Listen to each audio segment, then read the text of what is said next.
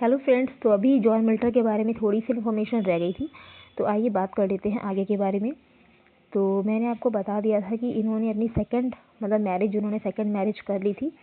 तो आज हम देखेंगे on 27 April. Okay, on 27 April 1667 he sold the publication rights of Paradise Lost to publisher Samuel Simmons. 27 April 1667 को इन्होंने बेच देते हैं ये पब्लिकेशन को, rights of Paradise Lost to publisher का नेम होता है सैमुअल साइमंस को बेच देते हैं ये, ठीक है।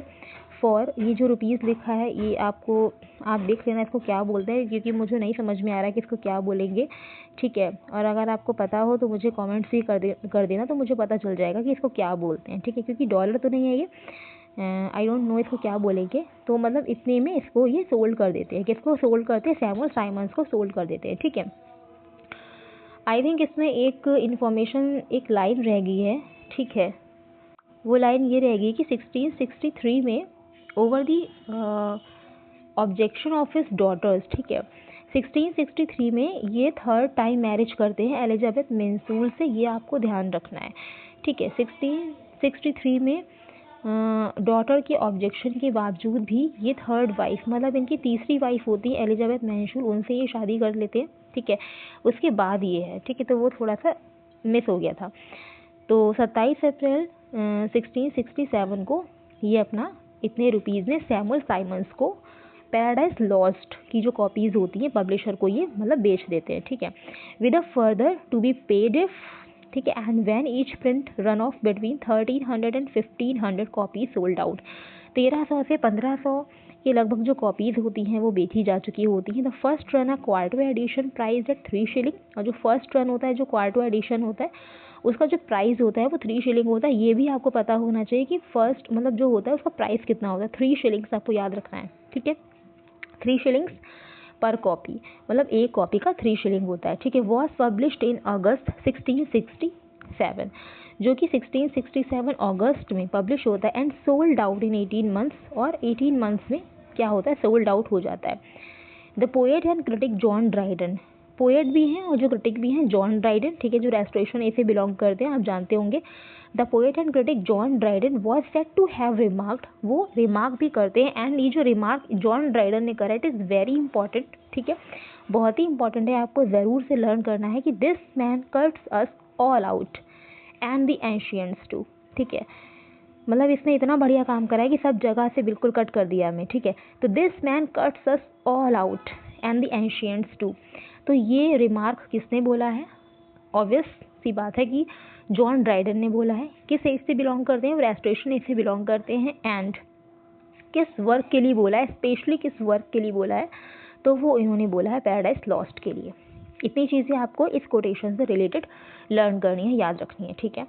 आगे लिखा है he followed a paradise lost, और पैराडाइज लॉस्ट को इतना फॉलो करते हैं कि विद इट सीक्वल, उसके सीक्वल बना देते हैं ये पैराडाइज रीगेन्ड, पब्लिश्ड, ठीक है, published alongside the treasury, मतलब पैराडाइज लॉस्ट को इतना ज़्यादा फॉलो किया जाता है कि इसका सीक्वल भी बनता है Paradise Regained, published alongside the tragedy Samson Agonistes in 1671। Alongside का मतलब होता है कि साथ ही में, जैसे कि सैमसन एग्नोस्टिस जो इनकी ट्रेजरी है जॉन मिल्टन की, ठीक है, वो 1671 में पब्लिश होती है, तो उसी के साथ ही में पैराडाइज रीगेन भी 1671 में ही पब्लिश हो जाती है।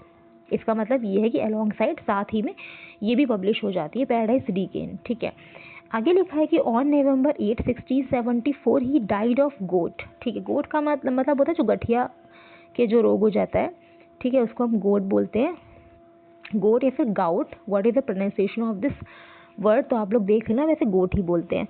तो 8 नवंबर या फिर कहीं कहीं पे 10 नवंबर भी होता है, ठीक है। अगर आपको 8 ना दिखाई दे, 10 दिखाई दे, तो आप 10 पे क्लिक करेंगे, ठीक है।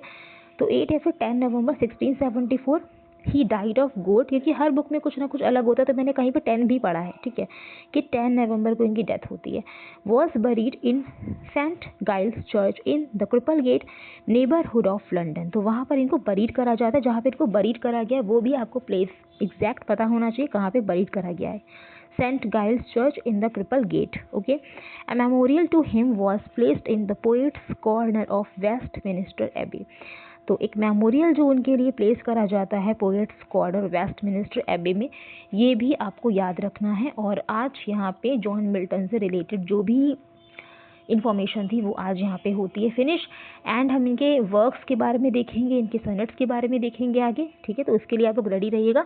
एंड आप लोग मुझे बताइएगा कि ये जो 5 के आगे जो सिंबल बना है इसको क्या बोलते हैं, ठीक है, इसको क्या बोलते हैं आप मुझे कमेंट्स करके बताइएगा, क्योंकि मुझे नहीं पता है इसलिए मैंने आपको नहीं बताया है, ठीक है। एंड एक और चीज़ आपको मिल्टन के बारे में याद रखनी है कि जॉन मिल्टन ने पोइट्री के लिए अपने मास्टर किसको कंसिडर करा है। मतलब जॉन मिल्टन अपना मास्टर किसको मानते थे? जॉन मिल्टन मास्टर मानते थे एडमंड स्पेंसर को। जॉन मिल्टन मास्टर मानते थे अपना पोइट्री में एडमंड स्पेंसर को, ये आपको ध्यान रखना है। एडमंड स्पेंसर बिलोंग करते हैं आपका वही आपका जो आप एलिजाबेथन से, ठीक है, एलिजाबेथन से बिलोंग करते हैं एडमंड स्पेंसर, ठीक है। तो आज के लिए इतना ही है दोस्तों। वीडियो को लाइक करें, शेयर करें एंड कमेंट्स करिएगा, और जो मैंने पूछा है वो बताइएगा मुझे। एंड चैनल को सब्सक्राइब नहीं किया है तो प्लीज़ चैनल को सब्सक्राइब करें, ओके। ऐसे इन्फॉर्मेशन आपको मिलती रहेगी। अगर आप लिटरेचर लवर हैं, अगर आपको लिटरेचर से प्यार है, आपको अच्छा लगता है लिटरेचर पढ़ना, तो बिल्कुल बी विद मी, ठीक है। एंड मिलते हैं नेक्स्ट वीडियो में। आज के लिए इतना ही। Thank you so much.